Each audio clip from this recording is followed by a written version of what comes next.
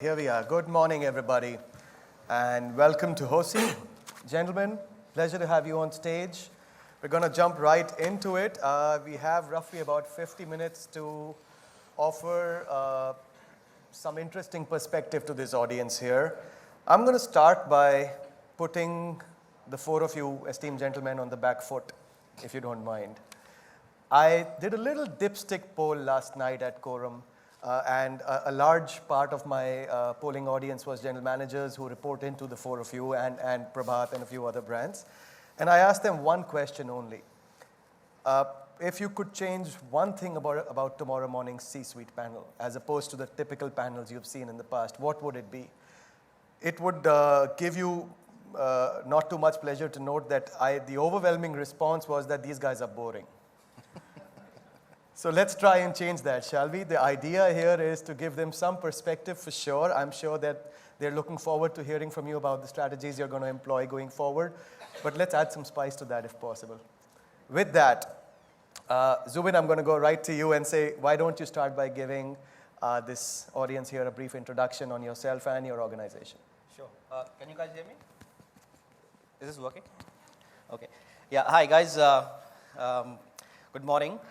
Zubin Saxena. I'm Managing Director, Vice President Operations for Radisson Hotels. I am not an operator by experience, so I would not pretend to be as sharp or as smart as you are.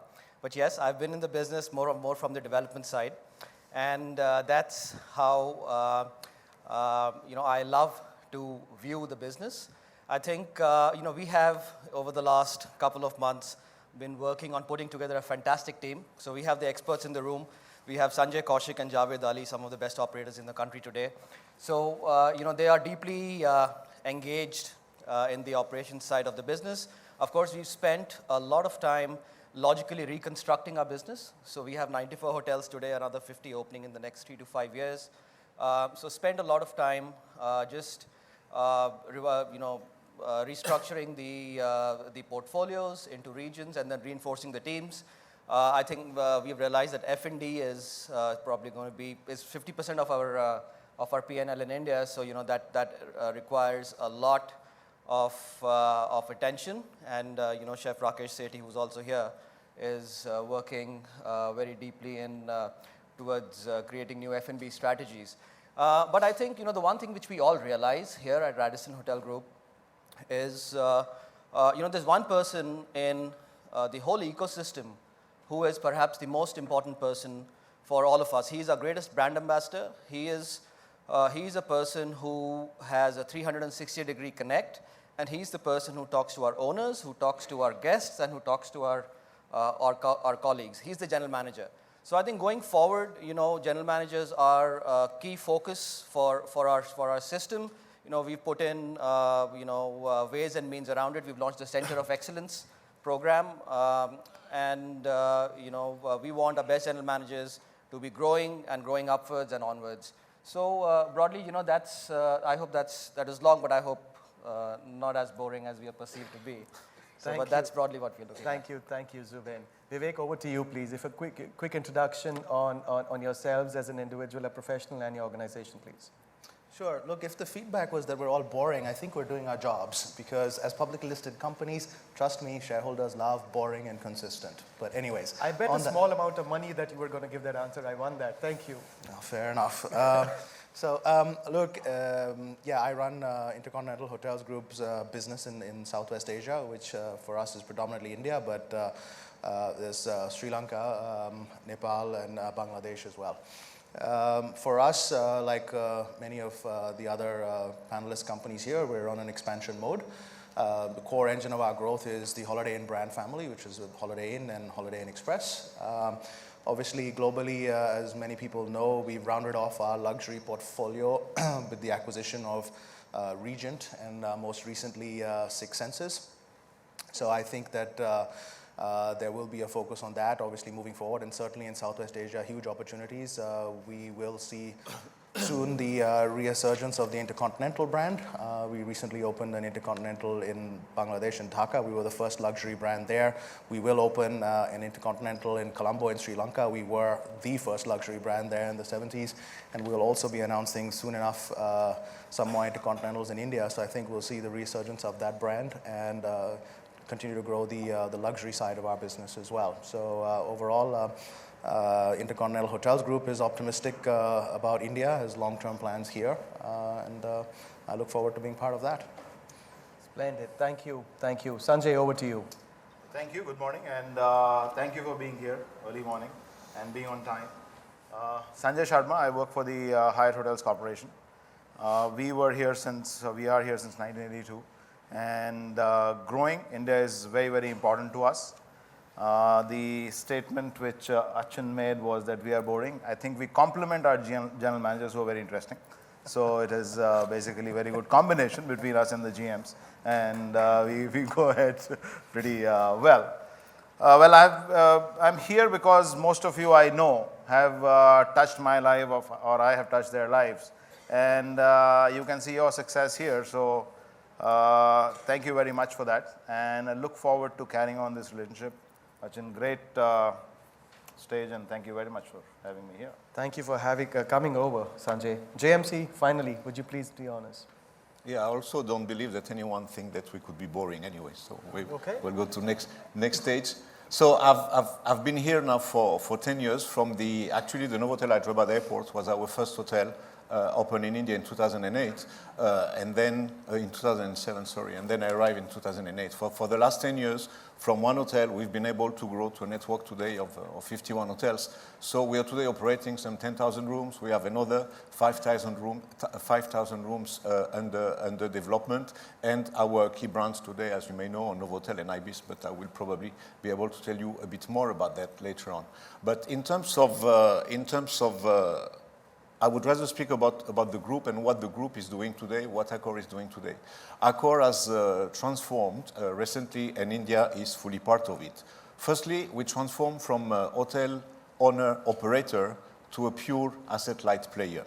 Secondly, from a traditional hotel operator to a digital and lifestyle group with augmented hospitality. What do we mean by augmented hospitality? Augmented hospitality means we should invest, by the way, in power plant. So what we mean by augmenting hospitality? So we've recently made some acquisitions in private rental, in co-working space, in concierge services, in lifestyle, in entertainment, in restaurant companies. So what is next to happen now, after all this acquisition for the last 3 years, it's to connect all the dots. And all these dots will be soon connected because in Q4 of this year, we'll have the relaunch of our new loyalty program that will be able to link all these adjacencies together. But again, maybe we'll have opportunity to speak more about that later on. So this is what we are and what I am here in India today.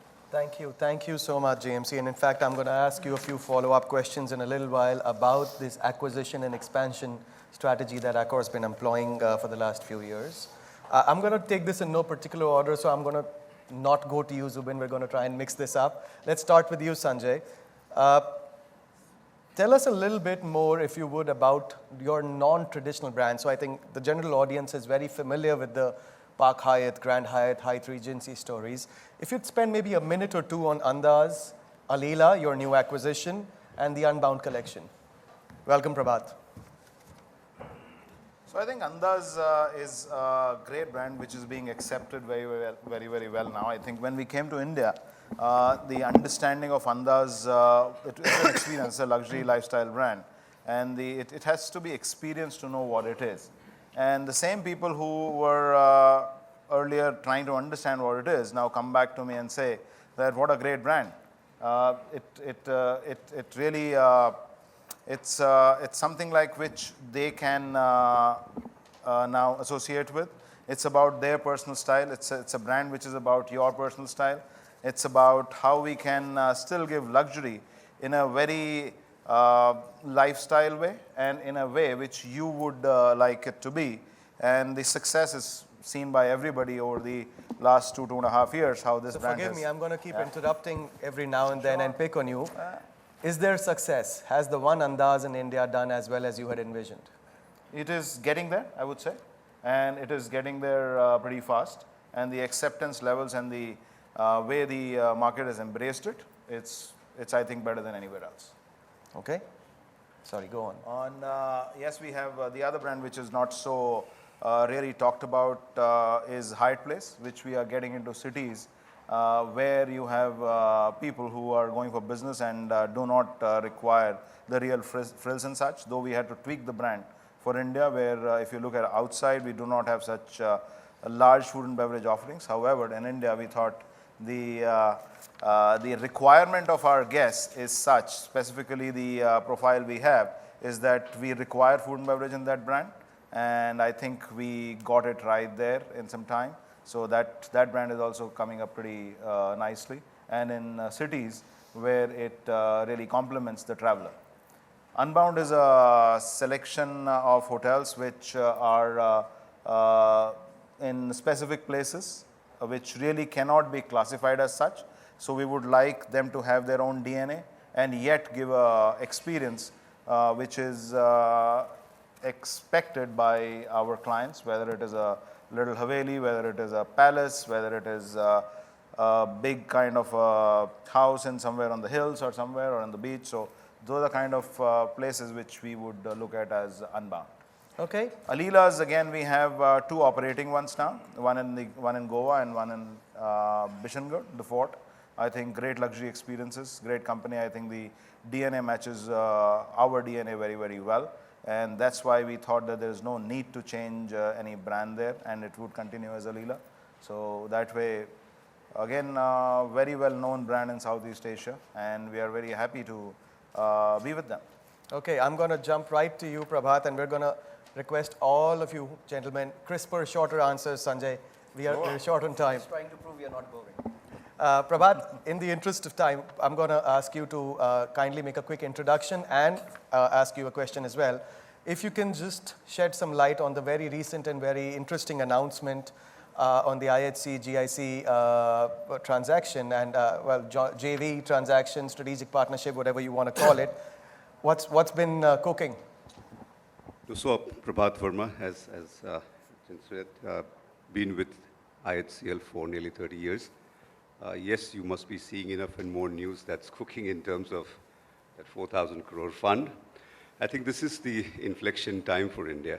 And if you looked at how IHCL with its brandscape has changed the scenario or looked at business in a different manner, say 3 years back, what was a mono brand kind of a structure to a multi-brandscape today, this fund is going to be critical at this stage. And what you've seen with the results also as the exit poll, there will be enough and more property that may come up, and that is very much possible at this moment. Don't want to call it distressed property, but there would be enough and more that's there in the anvil. And this fund will really help us with the brandscape. So help us understand that a little better, because the press release by IHCL doesn't say much yet, right? All it says is that you would like to acquire assets that are already operational or completed and may or may not be in distress. Do you think there's 4,000 crores of equity plus 4,000 crores of debt, 8,000 crores worth of distressed assets you could acquire in India? No, so I may not be speculating or anything of that nature, of that comment. But yes, it is, we are talking about special vehicle for each of the property. Each one of them will be a separate kind of a vehicle. And they would be 70% that would come in through GIC, and there will be equity stake from IHCL, maybe 30% of that. Okay, thank you. Zubin, I'm aware you're very optimistic about the future of the Radisson Red brand in India, among some of the other brands that you're now trying to, in some shapes and form, shake things up and change them. Can you highlight the top few reasons behind the same, and how do you see this brand evolving specifically in the Indian market? Sure. Okay, the average age of India today is 29 years. 65% of the population is below 35 years. This is the young majority which prioritizes ethics over money. They are in for a brand experience, and they are looking to book holidays in locations which are, or hotels which are Instagrammable. So that's really what the bulk of our population is. now and going forward into the next 10 or 15 years. This is the young millennial-minded customer. And just to answer to that segment of the population, we've launched the Radisson Red, which is our select service lifestyle brand. It's a brand which is all about attitude. It's a brand which is young. It is a brand which caters to the tech-savvy young customer. It is positioned in the upscale space, not the luxury space. So clearly, the affordability angle and the volumes of the segment that's going to go into these hotels and the profile matches very well. The first hotel is under construction. It's a 160-room Radisson Red in Mohali. It is actually our 5th hotel with the same owners, which is Bestic. Fantastic owners. This hotel will open in the next 12 months. On the back of that, we have signed another 350-room Radisson Red already under construction in Noida. So, it's a brand which fits in the growing and emerging gap in the lifestyle select service space in India. And I think, even globally, it has shown a lot of success. We will be launching our first in APAC, and that's going to be Mohali within the next 12 months. Thank you, Zubin. Vivek, I'm going to move over to you. Probably one of the most sought after topics in conferences such as these, the talent crunch, attrition, people, HR, right? Growth, and every general manager here probably wants to hear a little bit more about your plans for that. Let me ask you a specific question to that effect. We did what we call the 2019 India Hotel Manpower Study that Natwar and his team do every year or every few years. And it revealed that the average annual attrition across hotels in India is 24.5%. And this was a very large sample set across brands. Two-part question. One, how does this stack up against your organization's attrition presently? Two, our owners are concerned that this increase in room supply and numerous opportunities in parallel sectors are probably a cause and a reason behind this attrition. What is IHG doing to attract and retain some of its best GMs and senior talent? Okay, so look, the turnover statistics are in line. There's a reason why it's industry statistics, right? So I don't think our turnover is any different to what's outlined by your survey. Look, there are two parts to this, right? One is, at an industry level, what's causing this turnover, and I think it's important to outline that a little bit. Are we necessarily the preferred industry of choice? Maybe not. And I was listening yesterday to some of the comments made by the panelists, and I don't think as an industry we do the best job of marketing ourselves. We are a sexy industry in many ways, but do we market the fact that you can get either heavily discounted or complimentary stays across the portfolio of hotels to people? No, we don't. Do we market the fact that the work conditions can be really quite good compared to other places? Do we market the fact that you meet really interesting people? No, we don't do this kind of stuff at an industry level. So I think that at an industry level, we need to be smarter about the way we market ourselves. So that's from an industry standpoint. I think from an IHG standpoint, look, there are a couple of things that we do, and so those relate to obviously the leadership development programs that we have, for our senior management staff and up and coming high potential staff. So we have high potential programs. We do recognize senior managers. We look at having various forms of training for them, be it online or other. I think the challenge for IHG is less at a senior management level. At a general manager level, to be frank, the turnover is really not that much.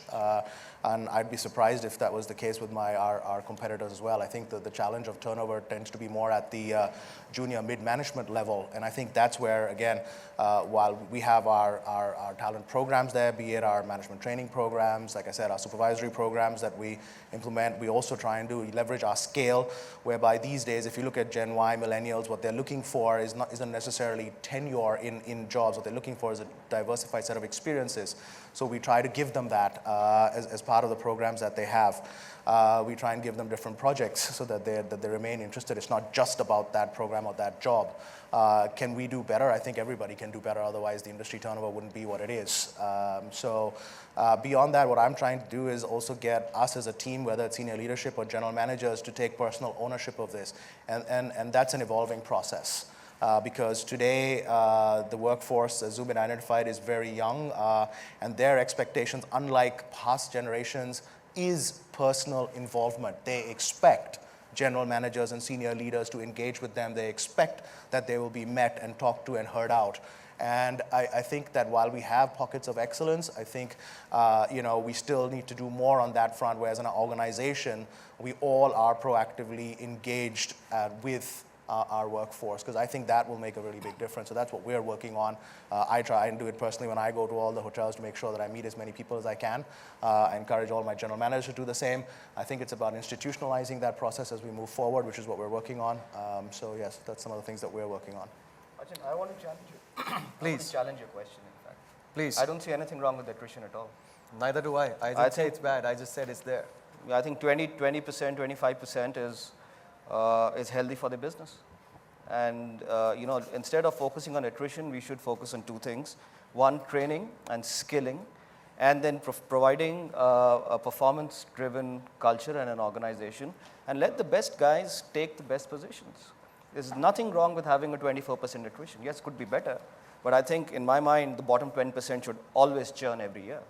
That's the only way the organization is going to be constantly moving up. Absolutely. And Zubin, the hope is that it's only the bottom 20% that are leaving you. The concern is when it's the top 20, right? But I hear you. Thank you. JMC, I'm coming over to you. You mentioned briefly about a lot of action, so to speak, in the Accor world in the last 2 to 3 years. Would you maybe take a minute or two and walk us through some of the global initiatives that have taken place, and how are they relevant to the Indian audience, the Indian owner, the Indian operator, the Indian consumer? How is some of these changes, whether it's acquisitions, whether it is technology, whatever has changed and whatever is metamorphosized over the last 2 to 3 years in Accor, Indianize that for us, please. Acquisitions will definitely, the global acquisition that were made is giving us more exposure now and more interest to owners in the luxury lifestyle and leisure space. And then we have a very good growth and development pipeline in these brands. But this being said, what is the most interesting for our owners, I believe it is what we've done in terms of transforming ourselves in the last few years in the digital space. In the digital space, what we realize, I don't know what other groups are doing or whether they have such data, but we realize that on the Accor platform, a customer, one of our customers, might be able to have as a touch point once a month. Once you realize what today Facebook is having from every one of you as a touch point, maybe 40, I believe the average is 40, but it can go much higher than that.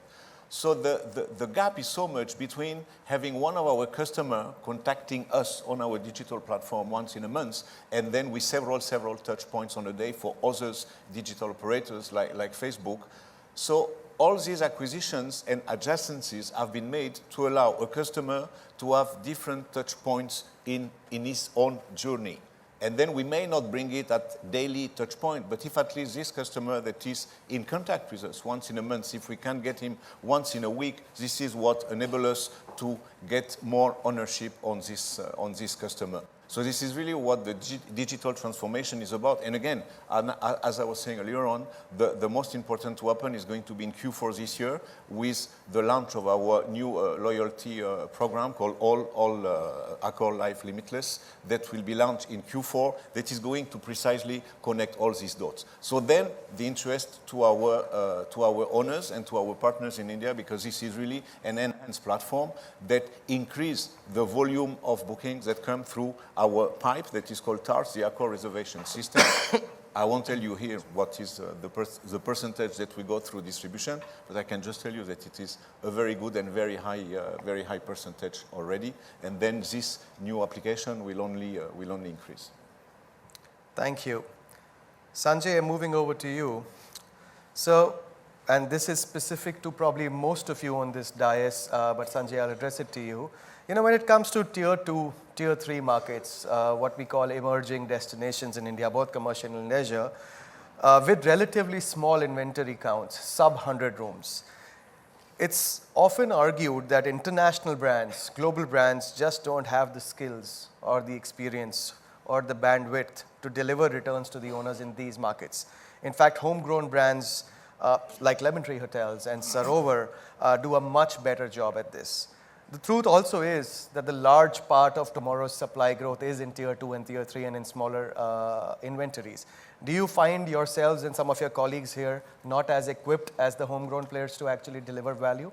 And if not, can you counter that argument? So the first thing I would say is, yes, there's a lot of learning from the homegrown brands, and we are here to learn from each other. And when we say that we are not so successful, I think we need to look at the parameters, how successful we are. And if I think Hyatt does a great job in taking care of the stakeholders and the owners' profits. So if you look at our expansion in tier 2 cities with our existing and our new owners is pretty robust. And I think they see the value and the merit in what we bring to the table and how we have adapted ourselves to manage those kind of scales and at the same point provide the service what an international brand would provide.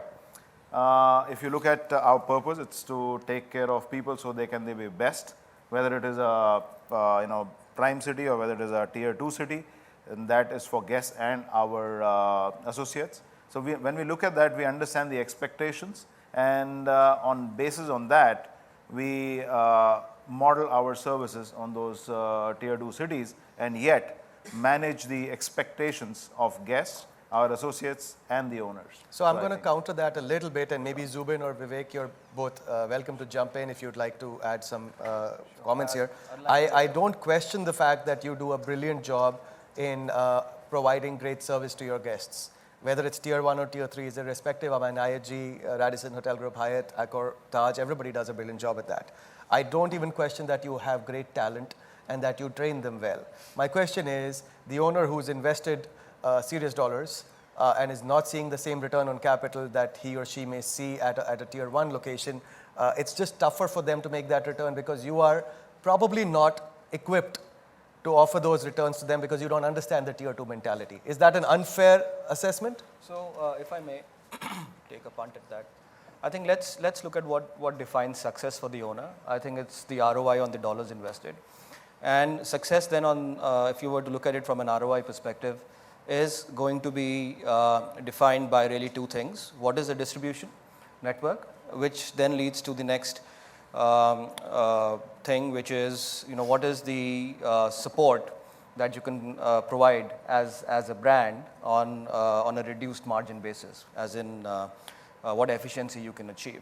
So I think, of course, the domestic brands have done a fantastic job. Of course, Taj has got more than 100 hotels. 178, if you were to include Ginger, I guess. Sure.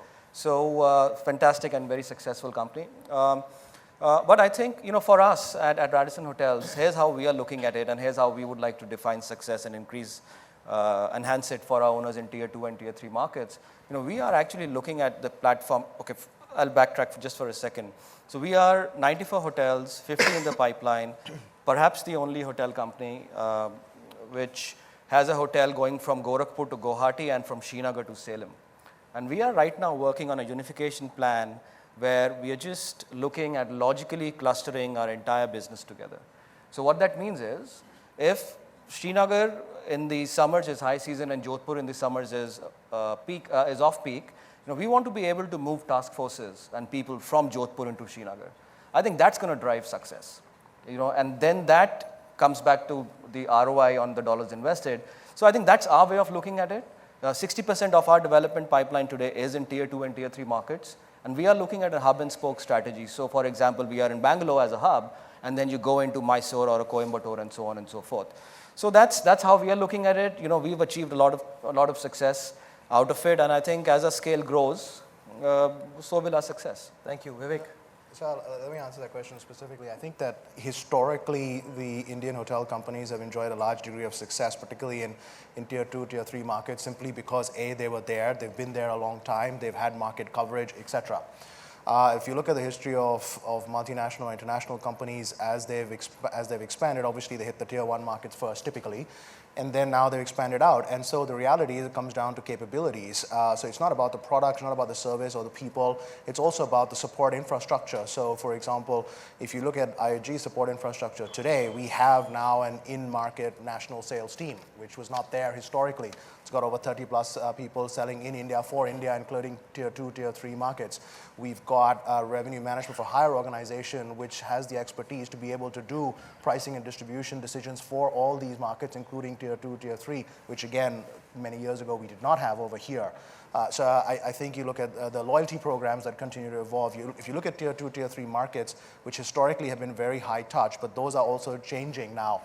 You've got most of the business now is starting to migrate online onto digital, and that's where the reality is multinational companies like IHG clearly have an advantage. So my view is, as we've invested in the capabilities infrastructure, we absolutely can and do provide market-beating returns in tier 2, tier 3 cities, and frankly, the future is much more levered towards us based on where the consumer behavior is going, i.e. digital, because there we have far more expertise.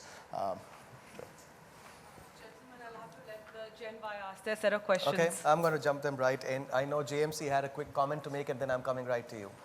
No, the comment, I actually agree with what is being said, but also all depend, it's not which kind of operator, it's rather this tier 2, tier 3 city, how much price they can pay the room, right? Because if that city can afford a certain level of price, whoever is the operator, it will still be walkable for an owner. Now, if that city isn't yet at a mature price point, then whoever operates will have the same difficulties. So this is something that we are facing quite often.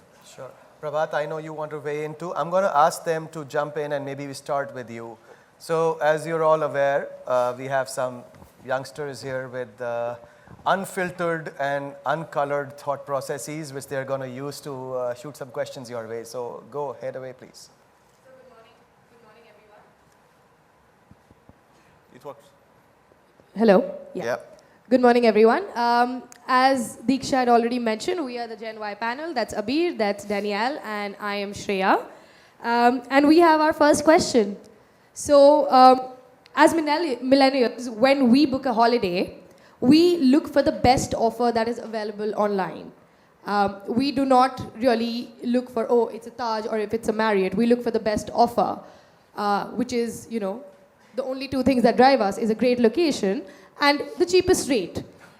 So my question is, I would like each of you to tell me why your brand.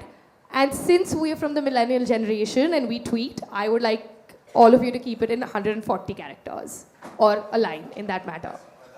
Sorry, all of us do. Keep it in what? I missed that. 140 characters or one line? Yeah, sure. That'll do. Why should they choose your brand? 140 characters. Let me or tell less, you, maybe. I'll start with it.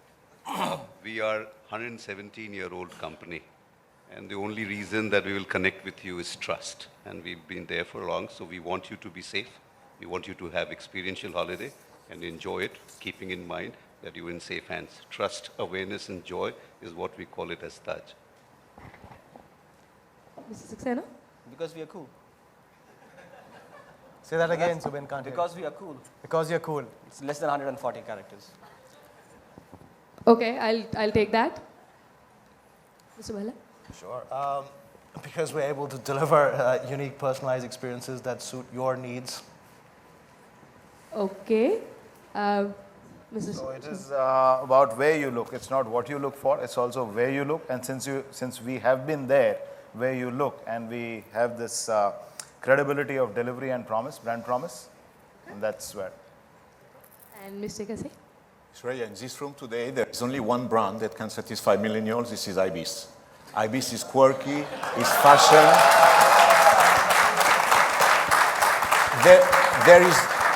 There is no one in this room that is doing what Ibis is doing. We have launched a month ago a joint venture with Sony Music, with Ibis Music, with live gigs in our hotels. You will not find this anywhere, and it's free for our customers. We have launched last week a concept bar. It's in Bangalore on the rooftop, which is called K01. It's unique. It's like if it was a restaurant, standalone restaurant, integrated in a hotel. No other Ibis in the world is having that. We are trying this for you guys. So please remember that. So while it's brilliant.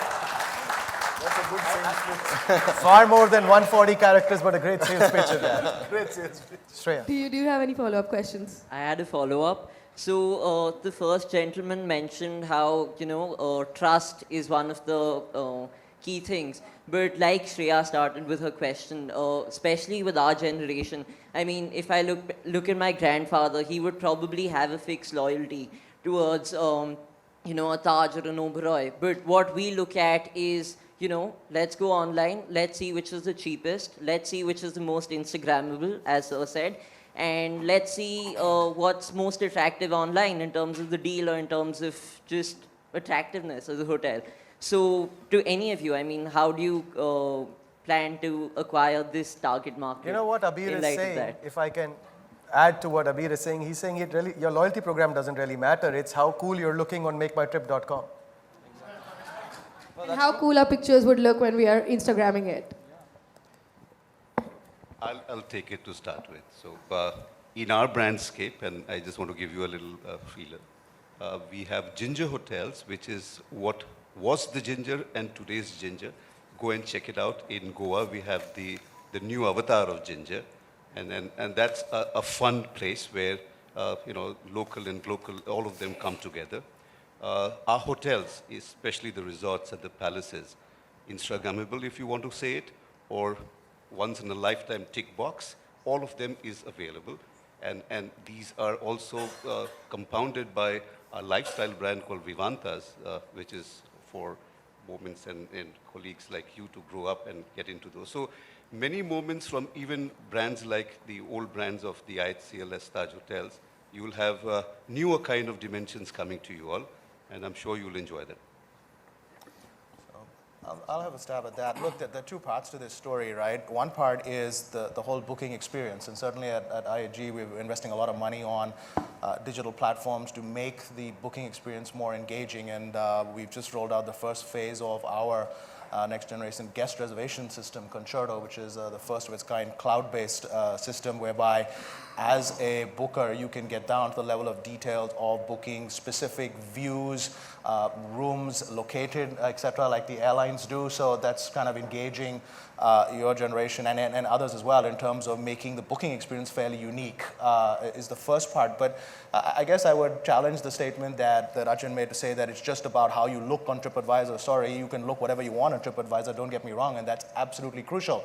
But if you have a crappy stay, no matter how much you look and how cheap a rate you pay, you ain't coming back, no matter what generation you're from. So one part is the booking experience, and like I said, what we're doing on that part, particularly on the digital front. The second part really is the stay experience, and that comes down to today, whereby certainly at IHG, we have the ability now, based on, everyone talks about it, big data, this, that, the technology is there. It's about now leveraging the technology so that the frontline associates can actually deliver those unique personalized experiences to you that resonate to you specifically, which are unique to you and different for other people, which then, yes, in the Instagrammable generation, which then you can Instagram and talk about and brag about. So that's what we're doing on those two dimensions, which I think matter. Thank you, Vivek.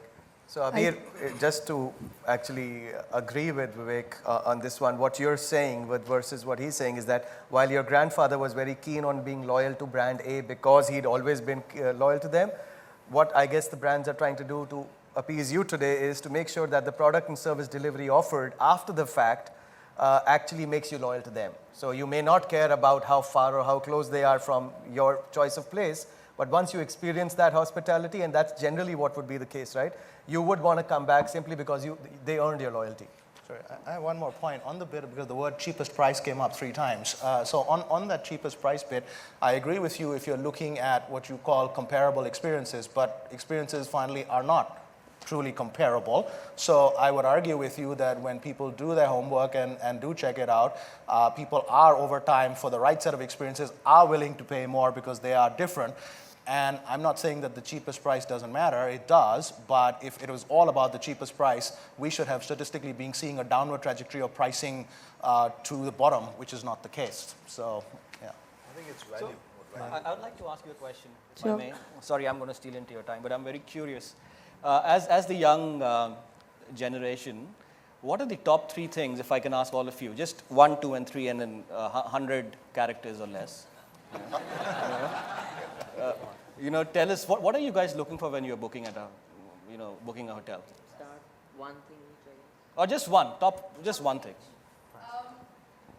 I think location. When I'm booking, I would like to be in the city center, wherever So I'm not going. not price, not experience. I mean, if I am at a great location, I think experience is going to be followed up rather than if I'm, for example, if I'm outside the city, which is, I'm getting maybe the offer is better, but if it's outside the city and I have to travel 2 hours just to go and experience it, I think the experience is dampened right there. Dania? Convenience, accessibility, security.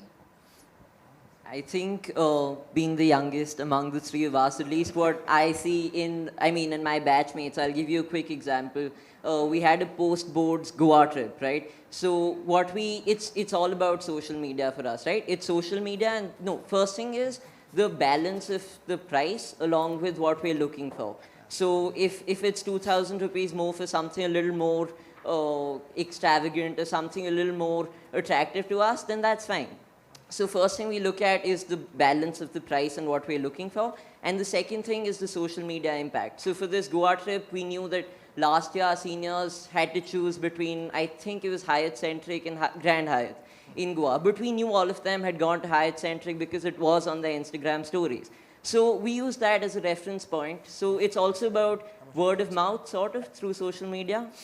So it's location, and social media. Experience doesn't matter, by the way. There you go. First thing I got to ask is, how much did Sunjae slip you guys? I'm kidding. Sanjay, you're connecting with the youngsters. That's good to see. No, that's a learning for me, for sure, I can tell you. Thank you. Thank you. Thank you so much. Thank you. All right, I'm going to jump right back in. We got a few minutes left. Prabhat, over to you. I haven't answered to the point on loyalty, right? I still wanted to say something. You want to still say something about loyalty? Yes. Please, go ahead. No, on the loyalty, to come back to their point and their question, right?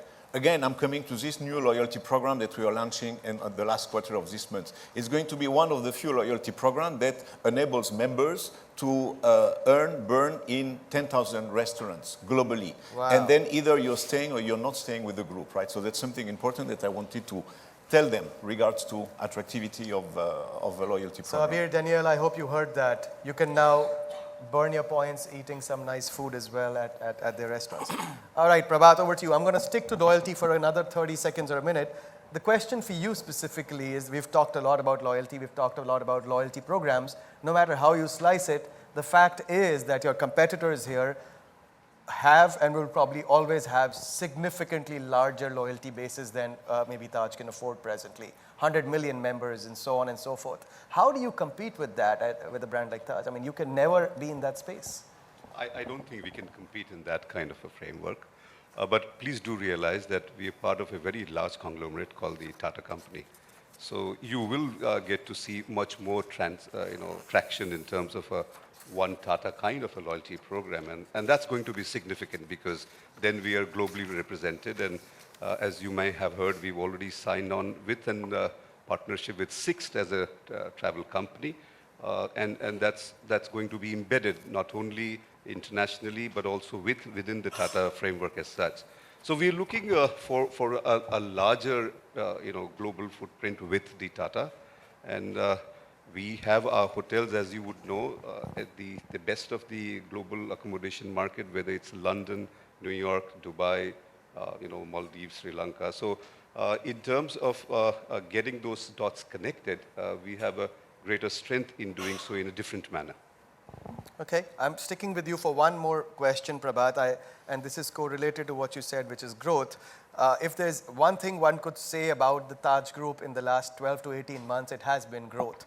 In fact, the hockey stick curve, if I may call it that, of signings that have taken place under the Taj portfolio over the last year and a half, I would venture to guess more than 20 hotels have been signed in this 26 so there far. You go. And very unlike the long history of Taj that we've seen. What has driven this?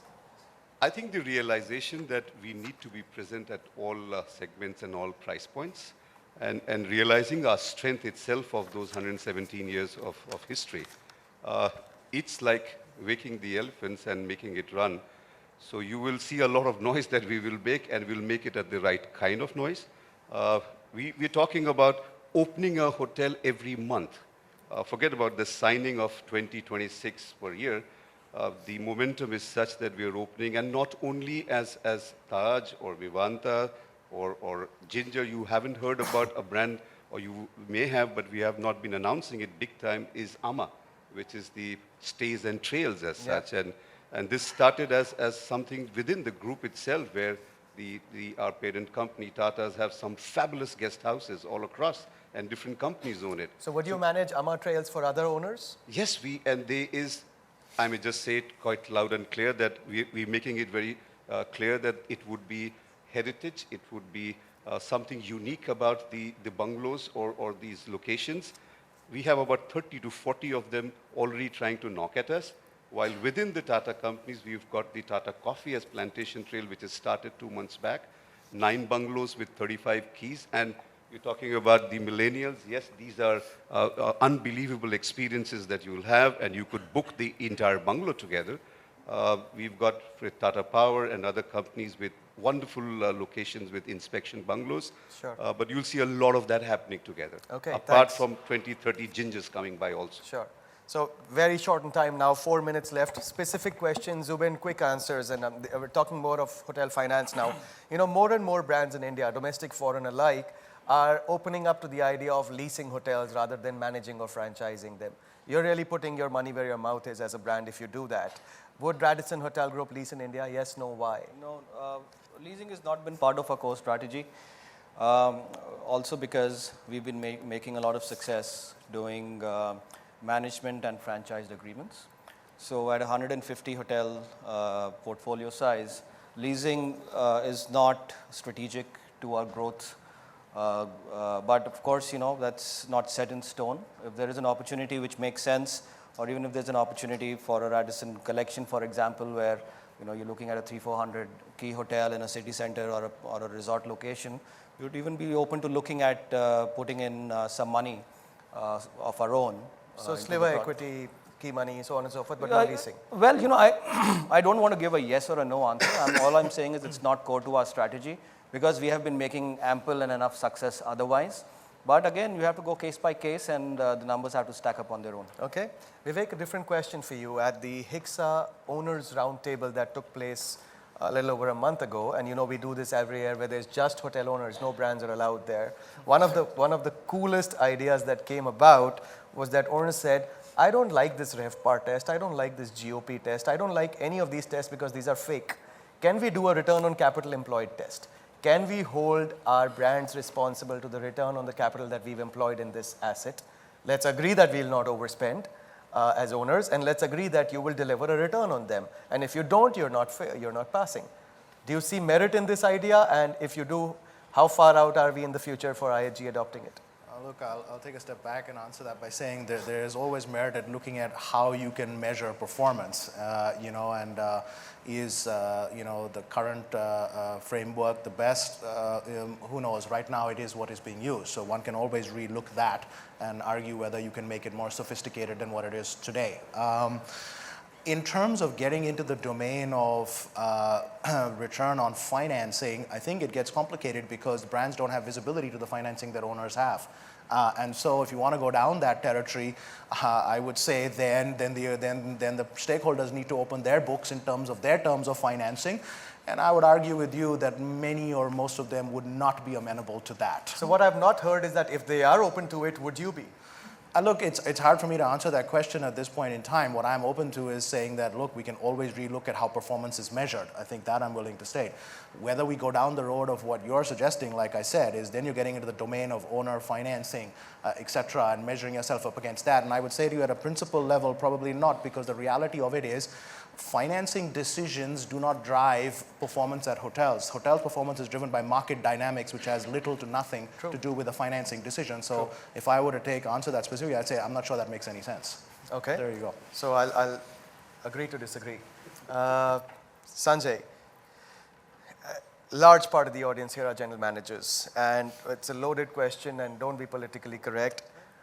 Sometimes the general managers of today are being blamed for not having the same level of depth, the same level of experience, the same level of knowledge that the general managers of yesteryears had. Do you think that's an unfair blame on our colleagues here? Do you think it's actually fair in some cases? And if so, what's your view on it? Well, our view on this is that if somebody is to be blamed, it is us. Because if they are in that position, it is we who have mentored them, coached them. It's our brands which they have been through, and it is us who thought that they would be successful in that position.